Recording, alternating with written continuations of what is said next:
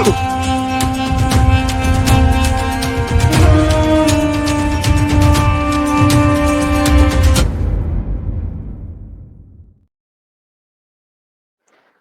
12 बजे की 12 बड़ी खबरों में आप सभी दर्शकों का स्वागत है और मैं हूं आपके साथ अखंड राय। और आप देख रहे हैं उत्तर प्रदेश का तेजी से बढ़ता हुआ digital platform IBC 24 Uttar Pradesh Uttarakhand. 12 बजे की महत्वपूर्ण खबरों की शुरुआत करते हैं। आज संभल में रंग भरी एकादशी होली का जो त्योहार है वो मनाया जा रहा है और कड़ी सुरक्षा के बीच में जो संभल के निवासी है वो रंग भरी एकादशी होली का त्योहार मना रहे हैं। आपको तस्वीरें दिखाते हैं सीधे संभल से, जहां पर जो संभल के निवासी हैं वो इस त्योहार को बड़ी खुशी के साथ कड़ी सुरक्षा के बीच में मना रहे हैं। वो तस्वीरें आपको दिखाते हैं सीधे संभल से।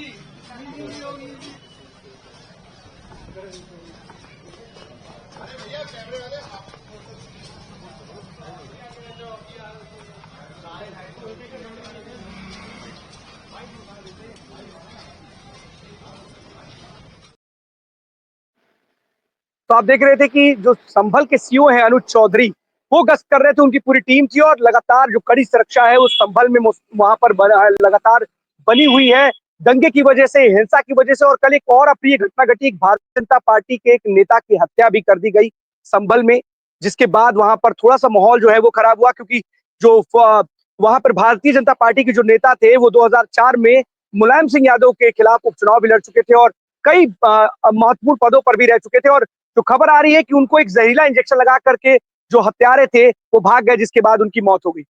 संभल लगातार सुर्खियों में बना हुआ है हिंसा की वजह से और सुरक्षा को लेकर के, और वहां पर जो मस्जिद का विवाद है, मंदिर मस्जिद का, उसको लेकर के बना हुआ है, कड़ी सुरक्षा है। लेकिन इन सबके बीच जो अनुज चौधरी का जो बयान था कि जुमे की नमाज साल में 52 बार होती है और होली एक दिन आती है, इसलिए जिसको परेशानी है वो घरों में रहे और लोग आसानी के साथ जो होली का त्योहार है वो मना सके। बड़ी चर्चा हुई और इस पर सीएम योगी ने भी स्पष्ट रूप से कहा था कि वो पहलवान है और इस तरीके की बात उन्होंने कही है और जिसको भी रंग से दिक्कत है, जिसको परहेज है, वो अपने घरों में रहे।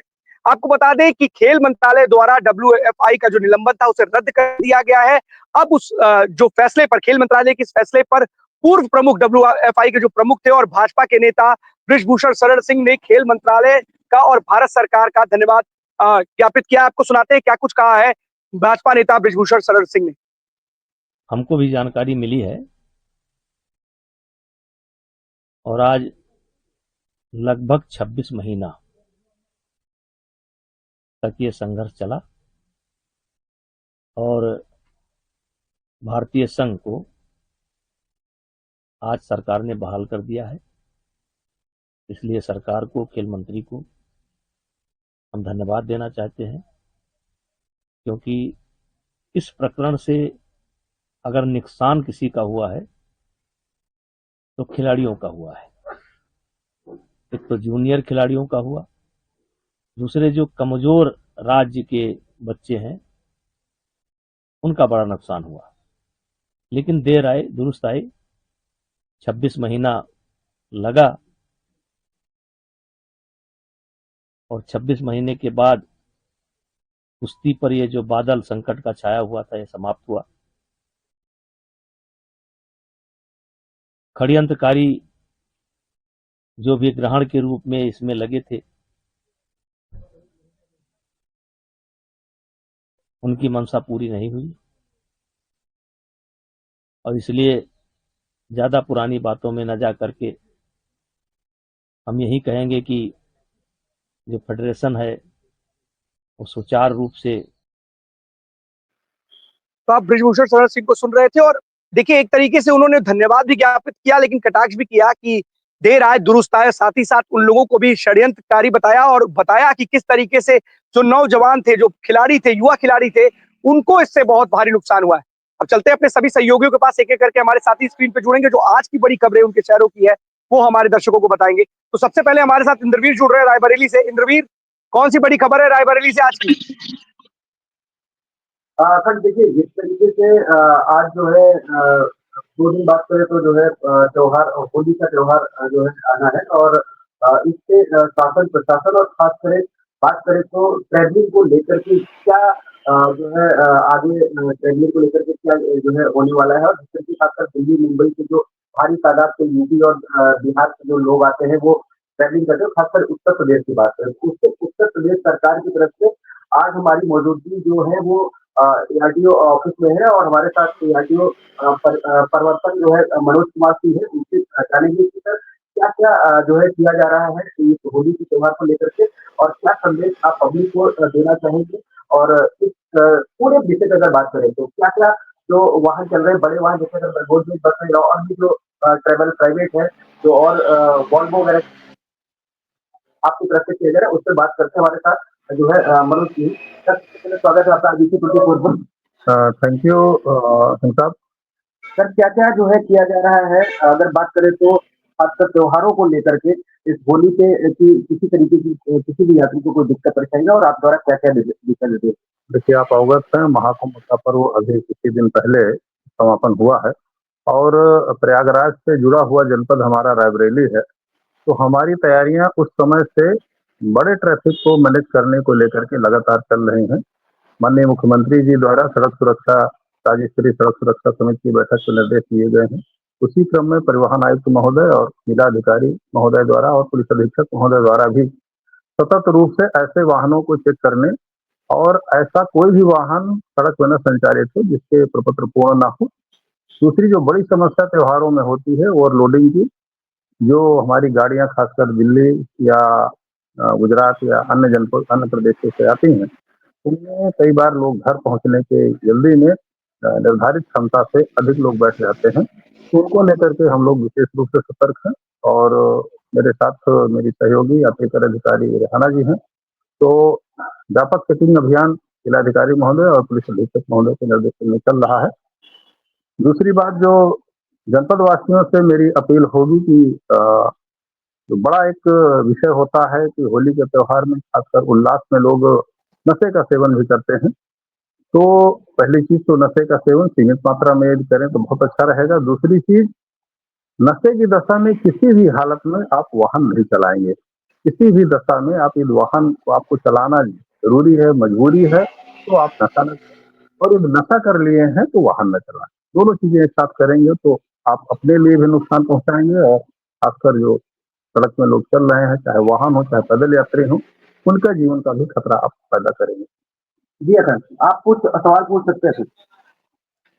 एक सवाल है आपसे कि जिस तरीके से देखिए होली का त्योहार है, होली के पर्व में सभी को अपने घरों की जाने की जल्दीबाजी होती है। सब चाहते हैं कि अपने घर को जा सके, अपने गंतव्य तक पहुंच सके, होली अपने घर पर मनाए। एक सवाल ये भी है कि देखिए रोडवेज तो अपने जो पैमाना है, जो मानक है, उस पर खरा उतरता है और वो किराया उतना ही वसूलता है जितना सरकारी रेट तय होता है। लेकिन कई बार देखा है कि जो प्राइवेट बसेज है, जो प्राइवेट जो गाड़ियां लेकर के जाते हैं, वो मनमाना पैसा वसूलते हैं। तो क्या इसको लेकर के भी कोई कार्रवाई या कोई किसी तरह की कोई तैयारी की गई है आप लोगों की तरफ से? नहीं, ये हमने जो हमारे बस ऑपरेटर्स हैं, बस यूनियन के पदाधिकारी हैं, उनसे वार्ता कि किसी की मजबूरी का फायदा कोई न उठाए।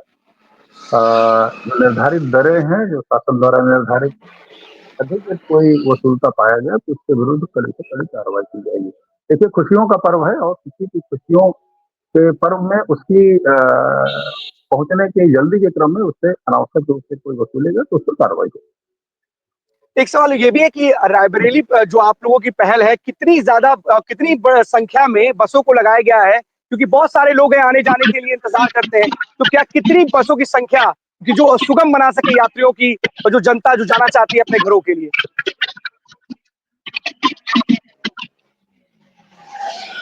हाँ, रोडवेज के कई डिपो हैं और इसके अलावा जो प्राइवेट हमारे बस अड्डे हैं, उनको भी लगातार हम लोगों ने एक्टिवेट कर रखा है। विभिन्न रूट जो निर्धारित हैं हमारे, उन पर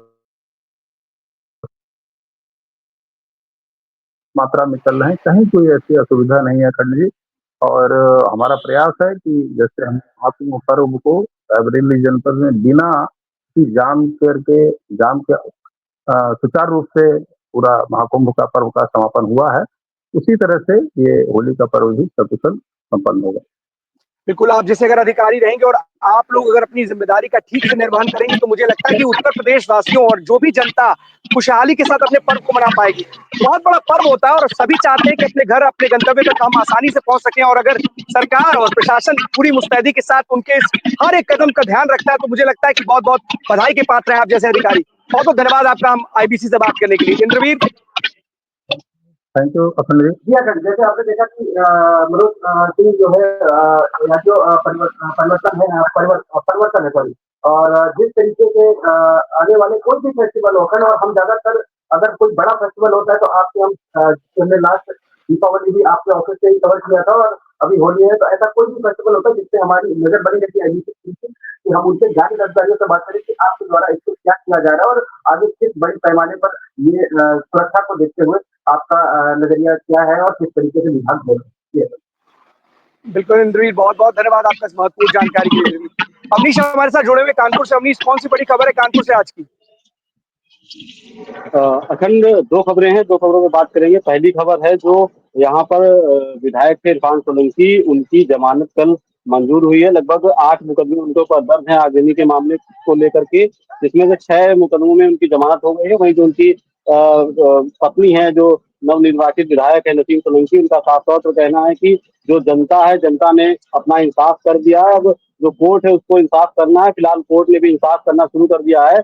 और जिस तरीके से इस समय रमजान का महीना चल रहा है और विधायक जो पूर्व विधायक हैं इरफान सोलंकी लगातार जो है जो रोजा है वो भी रह रहे हैं, तो कहीं ना कहीं जो उनके अल्लाह हैं उनको कहीं ना कहीं जो है मान रहे हैं। उनके जो उन्होंने गलतियां नहीं की उनको जबरन जो है जेल में रखा गया है। तो ये इस तरीके की जो बातें हैं लगातार वो कर रही हैं और कह रही हैं कि जो होली का पर्व, होली के पर्व के बाद में महाराजगंज जेल में जहां पर वो बंद है उनसे मिलने जाएंगे, और उम्मीद है कि आने वाले समय में जो उनके ऊपर मुकदमे लिखे गए हैं कहीं ना कहीं उनको खारिज भी कर दिया जाएगा।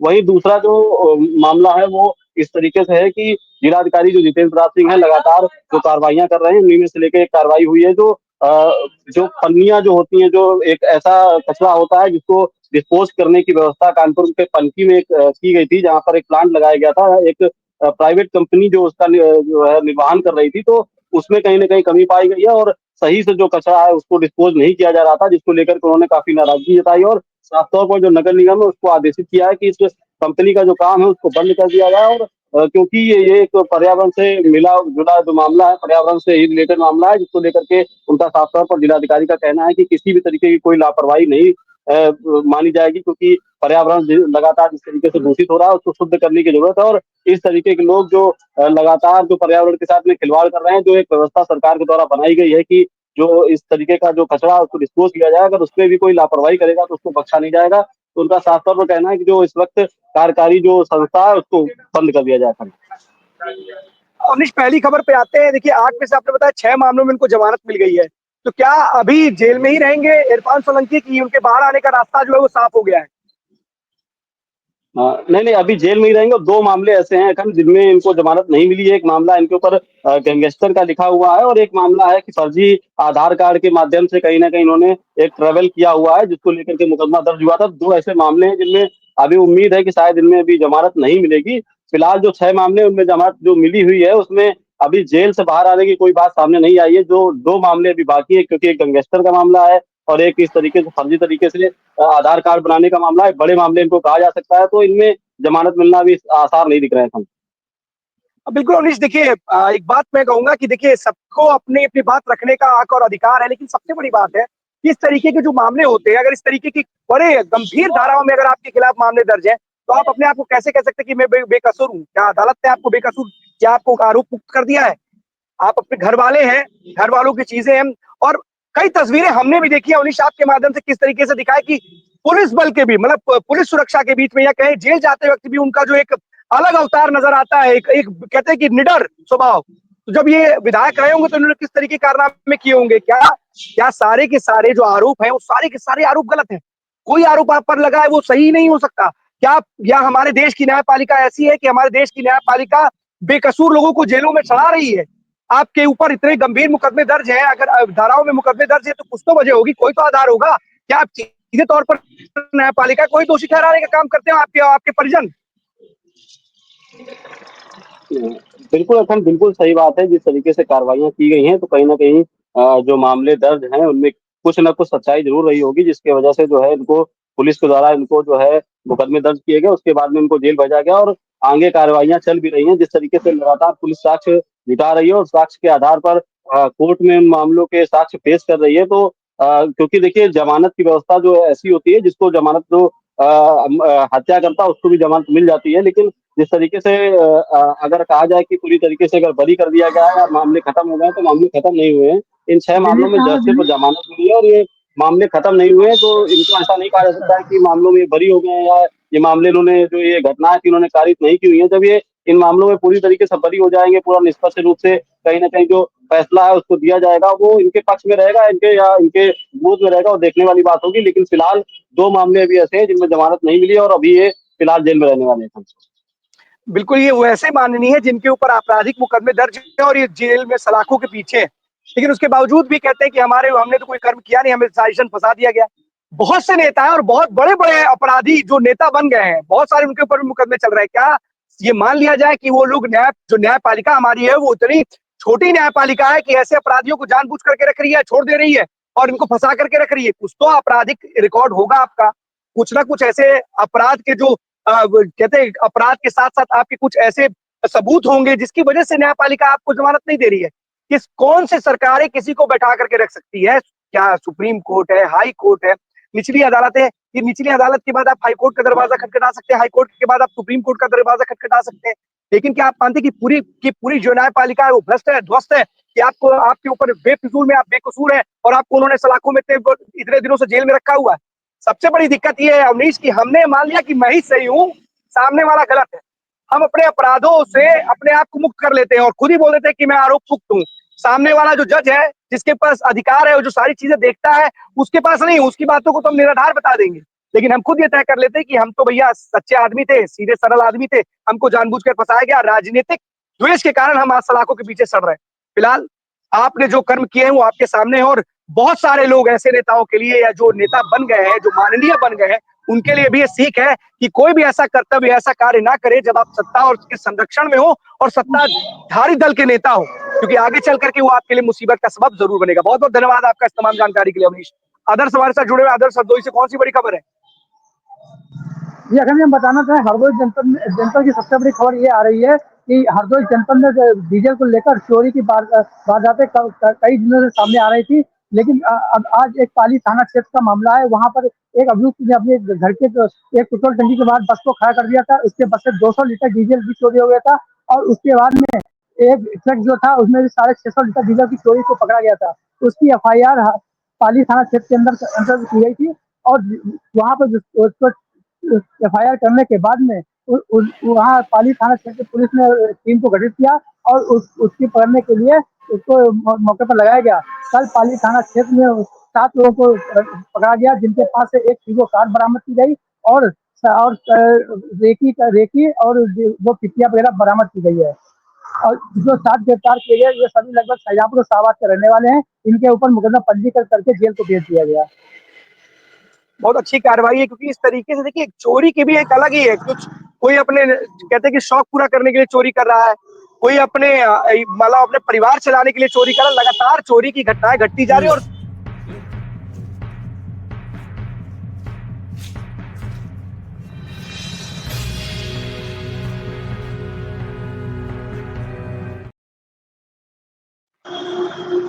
बिल्कुल सही बात है आदर्श, देखिए इन चोरों के खिलाफ पुलिस की जो कार्रवाई है काबिले तारीफ है। तमाम ऐसी खबरें आती रहती हैं चोरी घटनाएं, जैसा कि आपने दिखाया कि हरदोई में टप्पेबाजों से लेकर के जो चोर हैं उनके हौसले बुलंद हैं। ऐसे में अगर पुलिस के हाथे या हत्थे इस तरीके के अपराधी है जो चोर है ये चढ़ते हैं तो कहीं ना कहीं खुशी की बात है हरदोई जनपद वासियों के लिए, क्योंकि देखिए सबसे बड़ी बात है कि चोरी की वारदात को ये सब ना सिर्फ अंजाम देते हैं बल्कि कई बार इस चोरी की वारदात को अंजाम देने के चक्कर में घर में कुछ ऐसी दुर्घटनाएं घटना करके चले जाते हैं जिसकी वजह से उस परिवार का एक सर का साया छिन जाता है और तमाम ऐसी चीजें आती हैं। इसके लिए पुलिस को जितनी भी तारीफ की जाए कम है। लेकिन इतना जरूर है हरदोई की पुलिस के लिए एक सवाल ये भी आदर्श की बहुत सारी घटनाएं आती है उसका भी इतना जिस तरीके से उन्होंने यहाँ पे अपराधियों को, चोरों को पकड़ने का काम किया है, उसकी अगर उतनी ही मुस्तैदी के साथ और लोगों के खिलाफ भी कार्रवाई करें तो मुझे लगता है जो सवाल खड़े होते हैं पुलिस पर वो शायद नहीं खड़े होंगे। जी जी जी, बिल्कुल अखंड जी। और हम बताना चाहेंगे कि ये जो लोग डीजल चोरी करते हैं उन डीजल को लेकर बाहर बेच देते थे। ये कई दिनों से ये शिकायत आ रही थी। जब पुलिस के संज्ञान में मामला है, उन्होंने पुलिस टीम को गठित किया। टीम गठित करना, उसको कल उनको धर दबोचा गया और 7 लोगों का मुकदमा पंजीकृत करके जेल कर भेज दिया गया। लेकिन अभी भी पुलिस कहीं ना कहीं पर अगर अच्छे काम कर रही है तो पुलिस कहीं ना कहीं पर विफल भी हो रही है। हाँ जी। अभी ये एक बाबा मंदिर चौराहे का मामला है जिसकी यहाँ पर अभी एक चैन स्पेसिफिक चैन को घटना को अंजाम दिया था और जो अंगूठी थी उसको भी ले सीसीटीवी कैमरे भी कैद की गई थी। बाबा मंदिर चौराहे पर जो संजय गुप्ता है उनकी पत्नी की ये वारदात की घटना थी, उसको अभी चोरी ने तो मतलब उस चोरी को खुलासा भी नहीं कर पाए। लेकिन हाँ, ये जरूर कहने की बात अगर थी कि जो डीजल चोर है उनको जरूर पकड़ा गया है। हाँ बिल्कुल आदर्श, शायद यही कारण है कि सवाल खड़े होते हैं, लेकिन अगर आप इस तरीके से अगर लगातार इन अपराधियों के खिलाफ अगर एक अच्छा प्रहार और एक्शन लेंगे और शायद मुझे लगता है कि जो हौसले इनके बुलंद होते हैं उसमें जरूर कमी आएगी। बहुत बहुत धन्यवाद आपका इस महत्वपूर्ण जानकारी के लिए आदर्श। ज्ञानेंद्र हमारे साथ प्रतापगढ़ से जुड़े हुए हैं। ज्ञानेंद्र, कौन सी बड़ी खबर है प्रतापगढ़ से?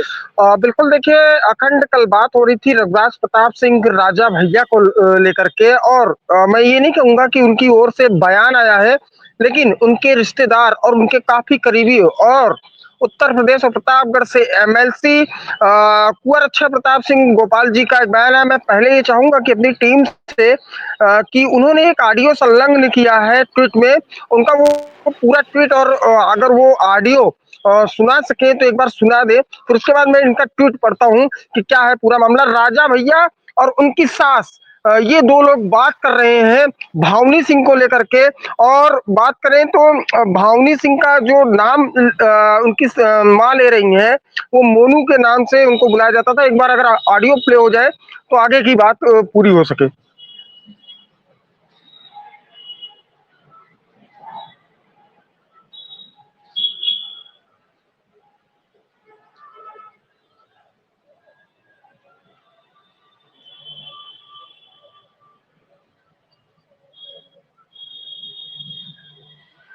देखिए अखंड, ये चल रहा है पूरा, कुंवर अक्षय प्रताप सिंह ने ये जो है पूरा उन्होंने ट्वीट किया है, काफी लंबा चौड़ा ट्वीट है, और उसमें एक ऑडियो उन्होंने भावनी सिंह का, भावनी सिंह की माँ और रघुराज प्रताप सिंह राजा भैया की सास है उनसे बात हो रही है, और वो सीधे सीधे उनसे बातें हो रही है। तकरीबन 36 सेकंड का ये ऑडियो है और ये लगाया गया है। मैं एक बार ट्वीट पढ़ देता हूँ कि जिस तरीके से ये देखिए, तकरीबन आप भी देख रहे होंगे चुनाव के बाद से लगातार एक प्रतापगढ़ के एक घराने में जिस तरीके से अंतरकला देखी जा रही है वो काफी अजीबोगरीब है। मैं एक बार ट्वीट पढ़ रहा हूँ। माननीय राजा भैया के खिलाफ भावनी सिंह की एफआईआर की खबर काफी सुर्खियों में है, हो भी क्यों ना, राजा भैया टीआरपी बढ़ाने वाला नाम जो है। गत 4 वर्षों से तलाक का केस दिल्ली के साकेत कोर्ट में चल रहा है, जिस पर कोर्ट ने सभी पत्रकारों की रिपोर्टिंग पर भावनी सिंह से अनुरोध पर रोक लगा रखी है। तो साफ तौर पर देखिए, बिल्कुल उनके ऊपर रोक लगा रखी थी मीडिया से बात करने के लिए। उदय प्रताप सिंह जो राजा भैया के पिता हैं, महाराज के नाम से जाने जाते हैं, उदय प्रताप सिंह मनाने के लिए अपने बहू के पास पहुंचते हैं, दिल्ली भी जाते हैं। आपने विजुअल्स देखे गए थे कैसे मनाने के लिए उनको ये बातें कही जा रही थी कि कहीं ना कहीं भावनी सिंह मान गई थी, और वो भद्री किला जहां राजा भैया के पिता, ये मैं कंफर्मेशन नहीं कह सकता हूं, लेकिन ये बातें बड़ी तेजी से उड़ी थी कि उदय प्रताप सिंह अपनी बहू को मनाने में सफल हुए और अपनी बहू को लेकर अपने घर चले आए। ये काफी प्रतापगढ़ में चर्चाएं थी, और ये जब ये डिवोर्स वाली बात चल रही थी उसी दौरान की ये बात है। फिर उसके बाद मर्यादा के कारण राजा भैया आज तक इस विषय पर कभी कुछ नहीं कहा और शायद कभी ना कहेंगे। जबकि भावनी सिंह ने अब बदतमीजी की हदें पार कर दी। देखिए, राजा भैया का बयान नहीं आया है, लेकिन उनके काफी क्लोज हैं अक्षय प्रताप सिंह गोपाल जी। आप लखनऊ में रहते हैं और वहां से रिपोर्टिंग भी करते हैं, अखंड आप जान रहे, एमएलसी भी है। तो और ये काफी ये भी बड़े घराने से आते हैं अक्षय प्रताप सिंह, इनका भी काफी बड़ा घराना है।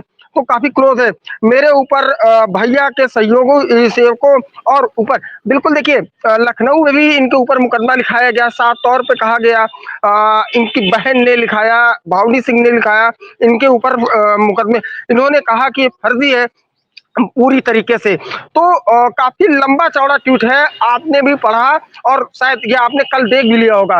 लेकिन राजा भैया की ओर से अभी तक कोई बयान नहीं आया। एक झापड़ हमको लगाई है मोनू और निकल के चली गई। बुढ़ौती में हम नदनियन से और बिटियन से मार खाई। नहीं तो अब आप का संस्कार देहे हैं और कितना मोड़े पे चढ़ाए हैं कि दोषी आप हैं। हम तो अपने जान अच्छे संस्कार दे रहे थे बेटा। अब आपकी भाषा शैली देखिए, उनकी देखिए, जमीन आसमान का अंतर है। आप किस तरह से बात करती हैं, वो किस तरह का लहजा इस्तेमाल करती हैं, जमीन आसमान का अंतर है। हम क्या बताएं। देखिए अखंड, ये 36 सेकंड के ऑडियो था और फिलहाल सही भी है, लेकिन अगर मैं बात करूं तो किसी के परिवार के बीच में ऐसे नहीं बोलना चाहिए, और वो भी इतना बड़ा घराना है और इतने जैसे इन्होंने खुद लिखा हुआ टीआरपी वाले चेहरे। फिलहाल टीआरपी एक रघुराज प्रताप सिंह का है भी, और फैन फॉलोइंग काफी यहाँ से लेकर के विदेशों तक है, और वो उसमें झुटलाया नहीं जा सकता है। ये बात अलग है कि इन्होंने साफ तौर पे कहा कि क्या संस्कार है। देखिए भावनी सिंह भी बस्ती घराने से, काफी ऊंचे घराने से संपर्क रखती हैं। उनकी माँ का भी बीच में बयान आया था जब डिवोर्स वाली बात चली थी, आपने भी सुना था, हमने भी सुना था खास तौर पे। अब रघुराज प्रताप सिंह राजा भैया से भी बात हो रही है। ये ऑडियो फिलहाल मेरी नजर से, अगर ये पारिवारिक मसला है, अगर ये कुछ चल रहा है तो शायद इस ऑडियो को बाहर नहीं आना चाहिए था। अब किस तरीके कुंवर अच्छा प्रताप सिंह ने किस सोच से इस ऑडियो को वायरल किया या ट्वीट पे किया, ये हमारे समझ से परे है। फिलहाल अभी एफआईआर तो हो चुकी है, जांच चल रही है, सफदरगंज पुलिस अभी तक कुछ भी, फिलहाल दिल्ली का मामला है, दिल्ली में मुकदमा लिखा गया है।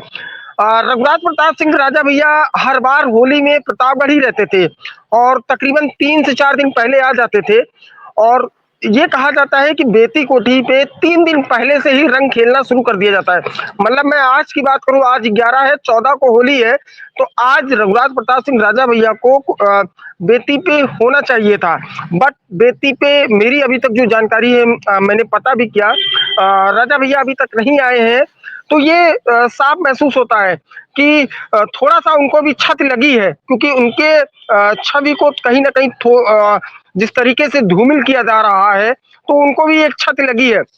लेकिन बातें चल रही हैं, कुंडा में तरह तरह की चर्चाएं हैं। कोई भी कहा जाता है कि बाहुबली नेता है, तो उनके ओपन कोई नहीं बोल पाता है, तो इसलिए चर्चाएं काफी है।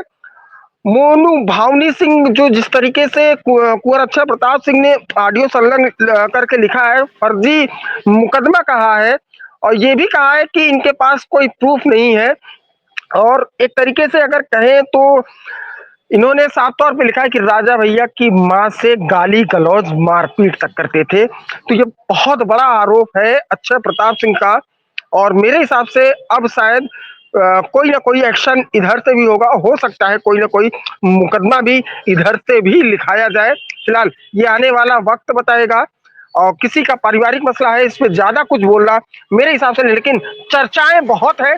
प्रतापगढ़ से बात करें तो दिल्ली तक, और दिल्ली से बात करें तो केरल तक, हर जगह रघुराज प्रताप सिंह राजा भैया का ही चर्चा चल रहा है, और लगातार लोग फोन कर रहे हैं कि आखिर ये मामला कितना सही है। 2 राजघराने अब आपस में टकरा रहे हैं।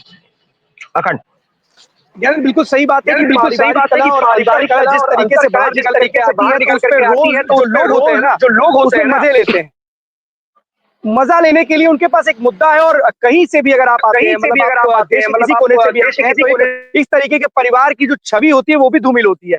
और इस तरीके के जब मामले हैं वो अब आम हो चले हैं। अगर आप देखें तो विभिन्न घटनाएं घट रही हैं। कोई पीड़ित युवक है, वो आत्महत्या कर ले रहा है अपने पत्नी के ऊपर आरोप लगा करके, कई जगह कुछ हो रहा है। अयोध्या से भी अभी खबर आई थी, आपने देखा था कि नवविवाहिता जिसने शादी की, उसके जिस दिन रिसेप्शन होता उन लोगों ने, तो ऐसी खबरें हैं कि युवक ने पहले अपनी पत्नी को मारा एक मैसेज के बाद, और फिर वो सुसाइड उसने कर लिया। तो तमाम ऐसी खबरें आती रहती हैं, लेकिन इतना जरूर है कि आपसी जो मैटर्स होते हैं उसे आपस में ही सुलझाना चाहिए था। इतने बड़े राजघराने के लोगों को इस तरीके से बाहर सड़क पर नहीं आना चाहिए।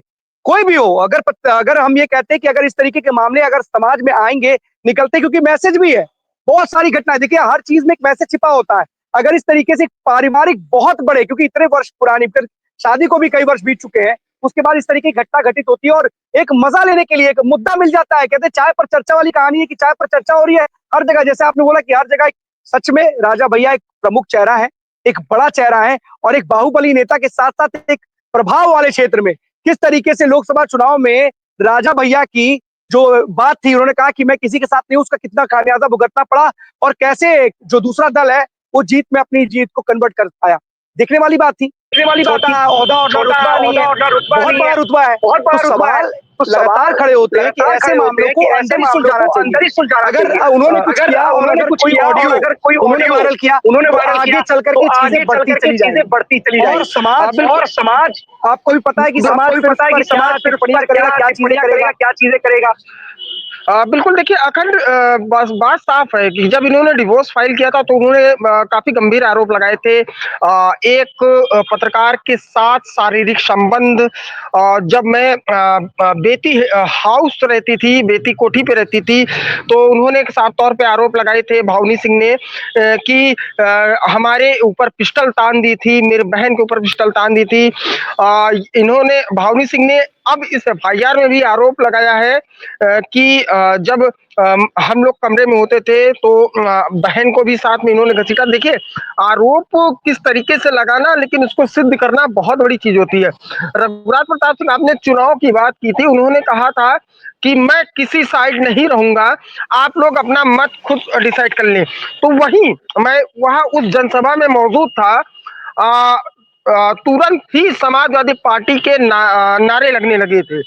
तो साफ तौर पे दर्शा रहा था कि रघुराज प्रताप सिंह राजा भैया की फैन फॉलोइंग कम नहीं है, यहाँ से लेकर के विदेशों तक। आप विश्वास नहीं करेंगे, प्रयागराज से अगर कोई भी स्नान करने आया था तो सेक्टर 6 में उनका बहुत बड़ा कैंप लगा था, उन्होंने बहुत बड़ा कैंप लगवाया था।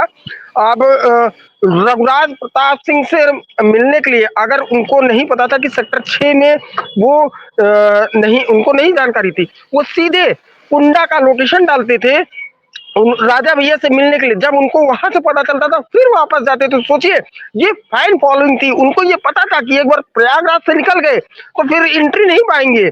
उनसे मिलने के लिए लोग आते थे, उनके कैंप में लोग जाते थे, तो ये फैन फॉलोइंग है। उन्होंने अच्छा प्रताप ने साफ तौर पे लिखा कि भावनी सिंह टीआरपी चाहती है और राजा भैया का नाम ऐड करके इनडायरेक्टली में उन्होंने ये भी कह दिया कि आप उनकी धर्म पत्नी है तो आपको टीआरपी लेने की जरूरत भी नहीं है, तब भी आप टीआरपी ले रहे हो।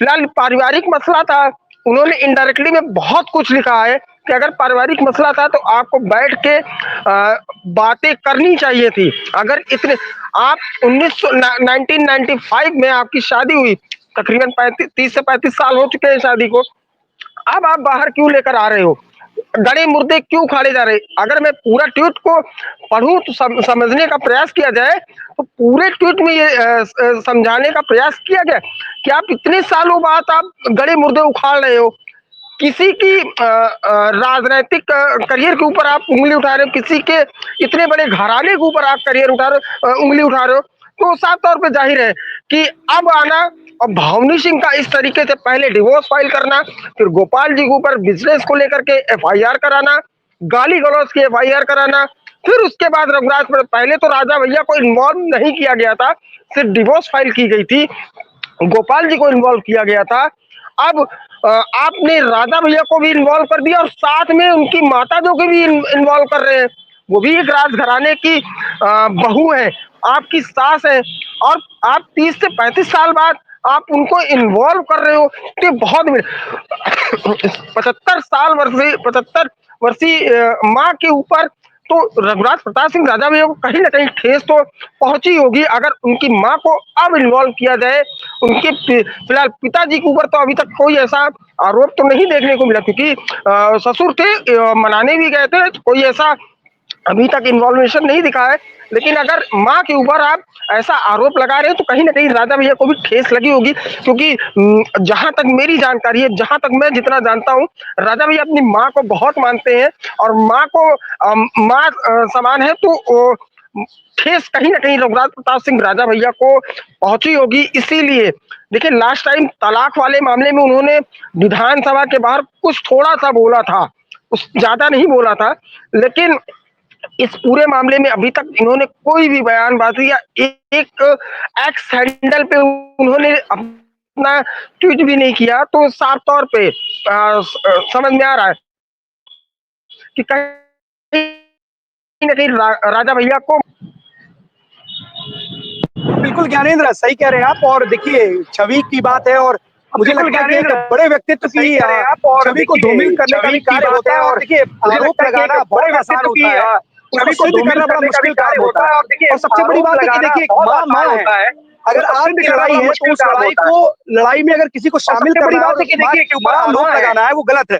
अगर हम ऑडियो की बात करें तो किस तरीके से राजा भैया उनकी माँ से बात कर रहे थे, शामिल करना है, संस्कार की बातें हो रही थी वहां पर, लेकिन आपने उनकी माँ के ऊपर अगर आरोप लगाया है तो शायद कोई भी बेटा इस भारत में या कहें विश्व में कोई भी बेटा अपनी माँ के ऊपर लग रहे आरोपों पर बिल्कुल सफाई देगा और वो बिल्कुल भी बर्दाश्त नहीं कर पाएगा, जरा भी अपने उसकी माँ की चिंता होगी तो। फिर भी मैं यही कहूंगा कि एक पारिवारिक मुद्दा है और इस पारिवारिक मुद्दे को इस तरीके के प्लेटफॉर्म पे नहीं आना चाहिए, ना ही इस पर कोई चर्चा होनी चाहिए। आपस में बैठ के सुलझाना चाहिए था। दोनों बहुत बड़े राजघराने से हैं और रघुराज प्रताप सिंह उर्फ राजा भैया का नाम क्यों प्रतापगढ़ प्रयागराज के आसपास नहीं बल्कि विश्व में भी है, प्रतापगढ़ प्रयागराज के अच्छे सेंस में भी है और बुरे सेंस में भी है। अगर हम कहें कि कुंडा का गुंडा के नाम से भी लोग उन्हें सुशोभित करते रहे हैं और कुंडा के राजा के नाम से भी उनको सुशोभित करते रहे, तो तमाम चीजें हैं। अगर एक बड़े लोगों के ऊपर नाम और आरोप लगाना बहुत आसान कार्य होता है, लेकिन एक पारिवारिक मुद्दे को इस तरीके से सड़क पर लाने की आवश्यकता नहीं थी। ज्ञानेंद्र, कुछ कहना चाह रहे हैं आप? बिल्कुल बताइए, कहना चाह रहे हैं आप? बिल्कुल।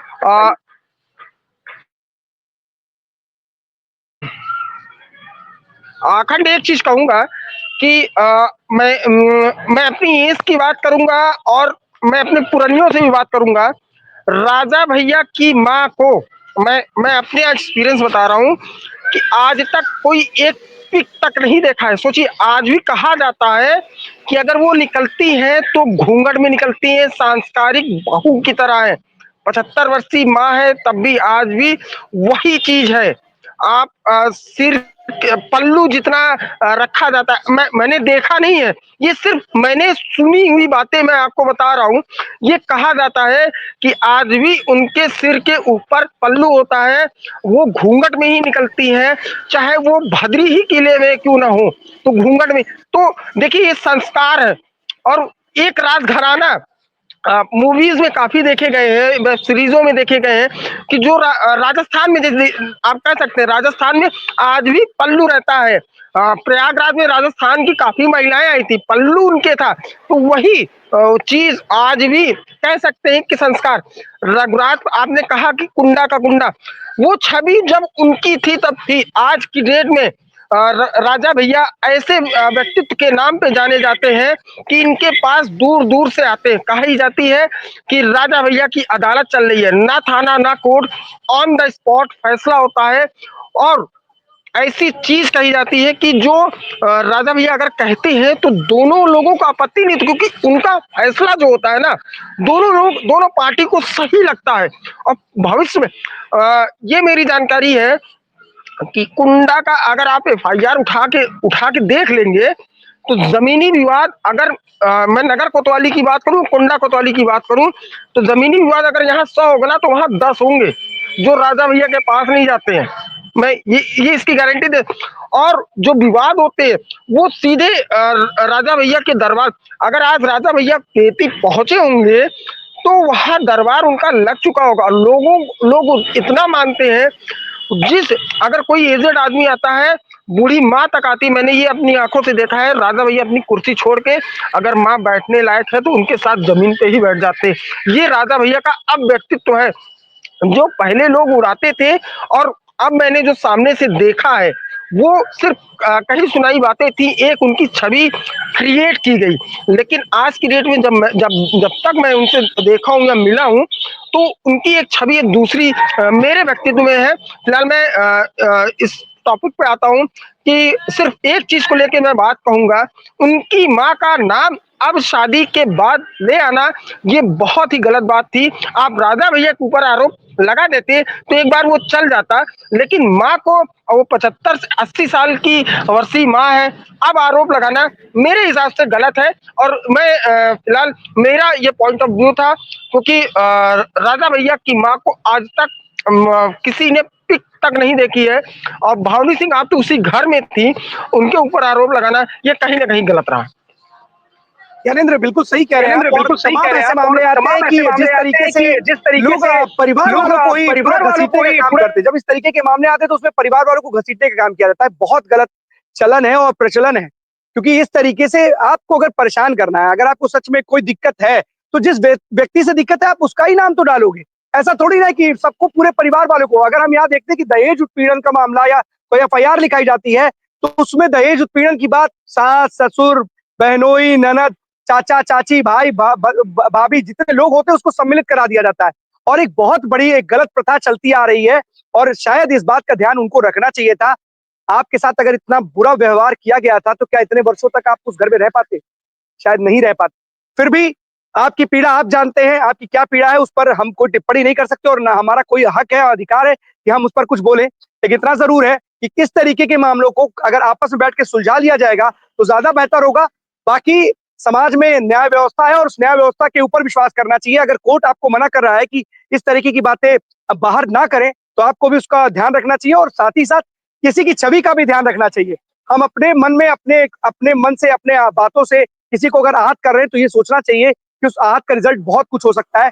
बेंगलोर जैसी घटना, क्योंकि जिस तरीके से आजकल घटना घटित हो रही है और तमाम ऐसी घटनाएं खबरें आ रही हैं कि लोग का दिल टूट जा रहा है, उस टूटने के बाद वो किस तरीके के स्टेप्स उठा रहे हैं। लेकिन फिलहाल सभी से गुजारिश है कि आप सभी लोग, आप समझदार लोग और इतने दिनों तक आप रिश्ते में रहे, आप एक बड़े राजघराने से ताल्लुक रखते हैं, तो आप लोगों को इस तरीके से सड़क पर अपनी बात नहीं कहनी चाहिए। और अगर किसी भी तरीके से अंदर उसको मैनेज करने की जरूरत। बिल्कुल आकर देखिए, मैं कहना चाहूंगा कि आपने जिसकी माँ के ऊपर आरोप लगाया तो एक बार आपको पलट के भी देखना चाहिए था कि आपकी भी माँ उसी उम्र की है। आपको एक बार पलट के भी देखना चाहिए था कि आपकी भी माँ उसी उम्र की है, तो एक बार सोचना चाहिए था। मेरी जानकारी तो नहीं है कि भावनी सिंह के भाई हैं कि नहीं। अगर उनके भाई हैं और उनके भाई की पत्नी अगर ऐसा आरोप लगाए, उनकी माँ को अगर बीच में लेकर आए तो उनको कैसा प्रतीत होगा, तो ये कुछ सोचने वाली बात है। फिलहाल ये भावनी सिंह के दिमाग और उनके मस्तिष्क कितना काम कर रहा है, क्या उन्होंने सोच के किया है, ये फिलहाल ये वही बता सकती है।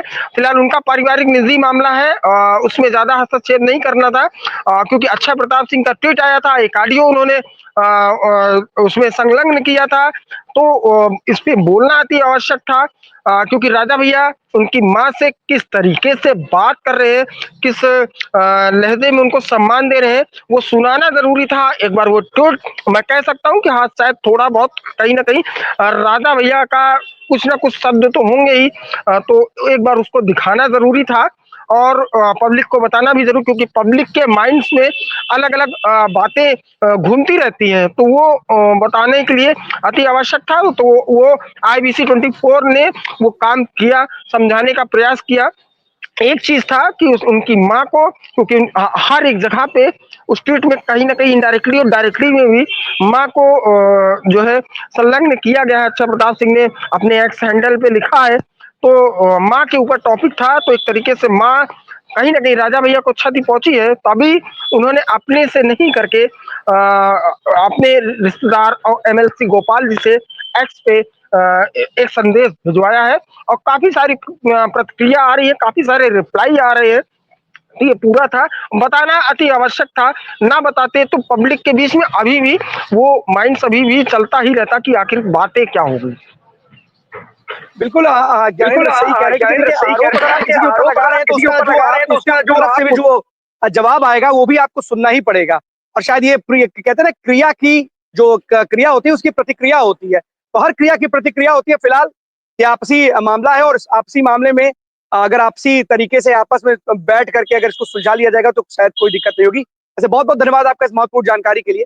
एक आपको महत्वपूर्ण और इंटरेस्टिंग खबर भी बताते हैं कि बलिया से जो विधायक है केतकी सिंह, भारतीय जनता पार्टी के विधायक है, उनका एक बयान वायरल है, और इस बयान में उन्होंने मुसलमानों को लेकर के एक बात की है, धर्म विशेष पर उन्होंने बात की और उन्होंने कहा है कि अगर इनको हमारे त्योहारों से इनको अगर परेशानी है तो मेडिकल कॉलेज में इनके लिए एक अलग से वार्ड बनाया जाए, क्योंकि हो सकता है अगर वो इलाज कराने वहां आएंगे तो हो सकता है वहां पर इलाज करवाने में भी इन्हें हमसे दिक्कत होगी। बड़ा ही इंटरेस्टिंग इन्होंने बयान दिया और इस बयान के बाद ये उस वक्त छाई हुई है क्योंकि बलिया की जो विधायक केतकी सिंह, इन्होंने जिस एक समाजवादी पार्टी के दिग्गज नेता को हराया और विधानसभा में पहुंची और लगातार इस तरीके के बयान देती रहती हैं, उनके बयान वायरल होते रहते हैं और तीखा प्रहार भी है। लेकिन सवाल ये भी है और अगर कहना चाहिए और पूछना भी चाहिए कि आखिरकार संदेश है और अगर इस तरीके के त्योहार आते हैं तो क्या हमें आपसी सामंजस्य के साथ इन त्योहारों को नहीं मनाना चाहिए? क्या हमें इस तरीके का या किन लोगों को ये अधिकार दिया गया है कि अगर उनके पास, या हम कहते हैं कि अगर अचानक से या गलती से भी किसी के ऊपर रंग पड़ जाएगा, कुछ हो जाएगा, तो क्या उसके लिए आप पूरा का पूरा माहौल है वो खराब कर देंगे? फिलहाल इन सब चीजों को ध्यान में रखना चाहिए और सबसे बड़ी बात है कि धर्म विशेष चाहे कोई भी लोग हो, हिंदू हो या मुस्लिम हो, सिख या ईसाई हो, सभी को एक दूसरे के जो त्योहार होता है उसका आदर सम्मान करना चाहिए और सबको एक दूसरे के साथ बैठ करके मिल बांट के त्योहार मनाना चाहिए और ये प्राथमिकता के साथ देखना चाहिए कि किसका कौन सा त्योहार है और उस त्योहार में कौन सी किसकी ज्यादा जरूरत।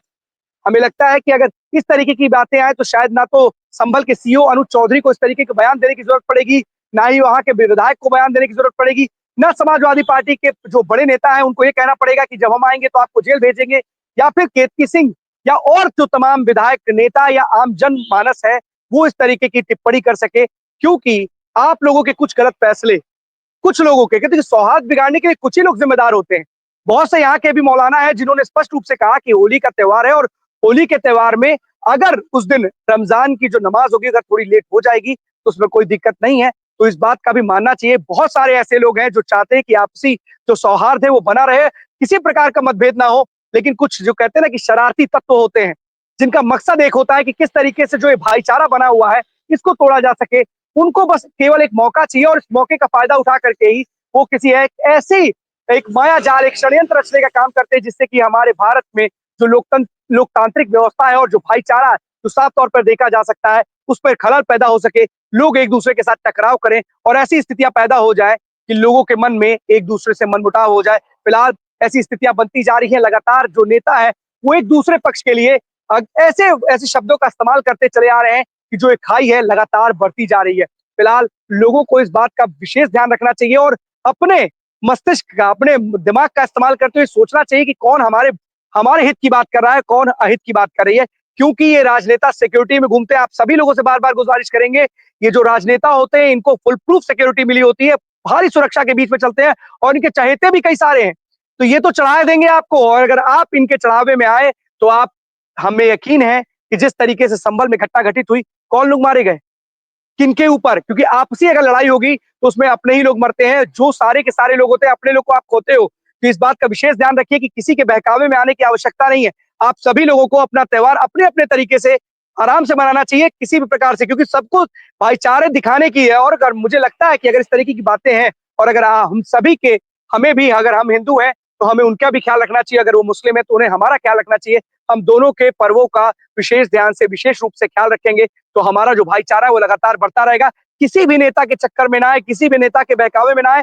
यकीन मानिए ये नेता अपने हित के लिए कार्य करते हैं, इनको आपसे कोई लेना देना नहीं है। इनकी सुरक्षा देखिए और फिर ये आप महसूस कीजिए कि क्या जो हम इनके आने के बाद, इनके बहकावे में आने के बाद करते हैं वो कितना सही और गलत है। क्या किसी नेता और उसके परिवार वाले को कुछ हुआ?